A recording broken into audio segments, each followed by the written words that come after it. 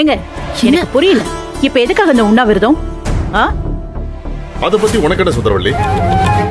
உனக்கு என் பையனை பழி வாங்கணும், அவன் கட்டிக்கிட்ட பொண்டாட்டிய அவன் லவ் பண்ற பொண்ண பழி வாங்கணும், அவ்வளவுதானே? நீ அதை மட்டும் பாரு. நான் சாப்பிட்டான்னா சாப்பிடாம செத்தாதான் உனக்கு என்ன? எதுக்கு இந்த டயலாக் எல்லாம்? இப்ப என்ன நானும் அவனை வெளியே போ சொன்னேன்? நீ சொல்லல, சொல்லவும் மாட்ட. ஆனா என்ன சொன்னா அவன் ட்ரிகர் ஆமா வீட்டை விட்டு வெளியே போவான்னு உனக்கு நல்லா தெரியும். நீ நினைச்ச மாதிரி நடத்தி காட்டல.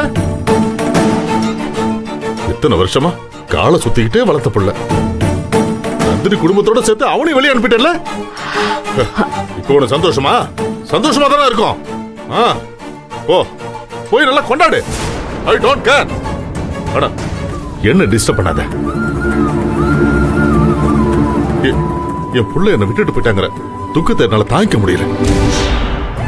தயவு செஞ்சு இதுக்கு மேல என்ன காயப்படுத்தா சுந்தரவள்ளி, ப்ளீஸ். ஏங்க வெயிட், நீங்க எல்லா பழியும் ஏன் மேல தூக்கி போட்டுட்டு இருக்கீங்க? Please stop this. என்ன அவனோட சேர்ந்து என்ன கார்னர் பண்றீங்களா? இப்ப கூட அப்பாவி மாதிரி மெயின்டைன் பண்றல. நான் அப்பாவி தாங்க, அதுல டவுட்டே இல்ல. ஏங்க புள்ள புள்ளன்னு உருகிட்டு இருக்கீங்களே, நீங்க அவ்வளவு தூரம் கெஞ்சி கேட்கும் போதும் அவன் உங்க பேச்ச மதிச்சானா? இல்லல, அவன் என்னைக்குமே என்ன மதிக்காம இருந்ததே இல்ல. கிழிச்சான். உங்களையும் மதிக்கல, அம்மாடிக்கு என்னையும் மதிக்கல, இந்த பிசினஸ் மதிக்கல, யாரையுமே மதிக்கல. மொத்தமா அந்த தோட்டக்காரி குடும்பத்து பின்னாடியே போயிட்டானே. என்னைக்கு மதிச்சா எல்லாரையும்? பெருசா பேசுறீங்க. இத பாரு, நீ எவ்வளவு மறைச்சு பேசினாலும் உண்மை என்னன்னு எனக்கு தெரியும். என்ன உண்மை? அது உனக்கு தெரியும் சுந்தரவள்ளி. என்ன பெரிய உண்மை? அவன் மொத்தத்துல அந்த தோட்டக்காரி பின்னாடி போயிட்டா, அது மட்டும் தான் உண்மை. எப்ப பார்த்தாலும் ஏன் மேலே பழி போட்டுக்கிட்டேன். வேணா பாருங்க, எழுதி வச்சுக்கோங்க, நான் சொல்றேன். அவனால ஏசி இல்லாமலாம் இருக்க முடியாது. 2 நாள் அங்க தூங்க முடியாம கஷ்டப்பட்டுக்கிட்டு நம்ம வீட்டு வாசல்ல வந்து நிக்க போறானா இல்லையான்னு பாருங்க. இத்தனை வருஷம் பெத்து வளர்த்தோம், உனக்கு அவனை பத்தி தெரிஞ்சது இவ்வளவுதானா? நான் கரெக்டா தாங்க சொல்றேன். இது நடக்கும். நாளைக்கு இதெல்லாம் நடக்கலன்னா அப்புறமா நீங்க பேசுங்க, நானும் இதை ஏத்துக்கிறேன். தேவையில்லாம என் மேல பழிய போடாதீங்க. சும்மா உண்மை புரியாம நீ பாட்டு உளறிட்டு இருக்காரு சுந்தரவள்ளி. சூர்யா பத்தி உனக்கு சுத்தமாவே தெரியல. அவனுக்கு நந்தினி எவ்வளவு முக்கியம்னு எனக்கு நல்லா தெரியும். அந்த டபுள் காட்டு ஏசி காத்துக்காக கட்டின பொட்டாட்டை விட்டுட்டு வர ஆள் கிடையாது அவன். ஏன் புள்ள வரமாட்டான். பாப்போம். ஏன் புள்ளையா?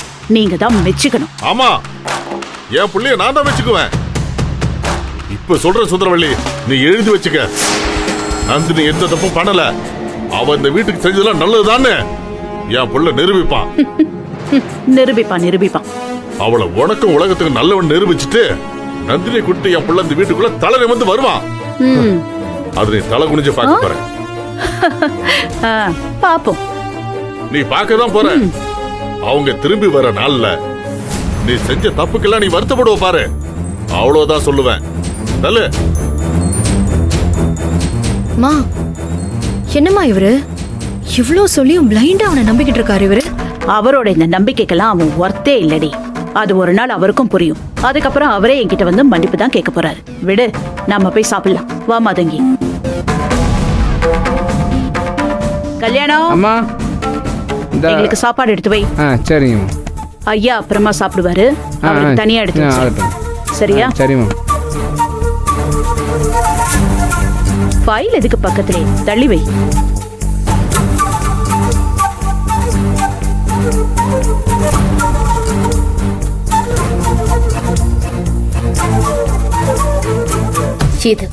இதைத்தான் நான் எதிர்பார்த்தேன்.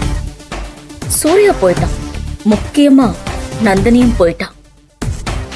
இப்போ இந்த குடும்பம் மெல்ல மெல்ல உடைய ஆரம்பிச்சிருக்கு. அடுத்து சில்லு சில்ல உடையிற வரைக்கும் நான் தொடர்ந்து தாக்கிக்கிட்டே இருப்பேன்.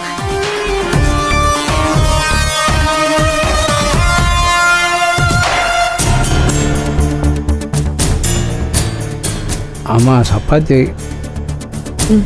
வை.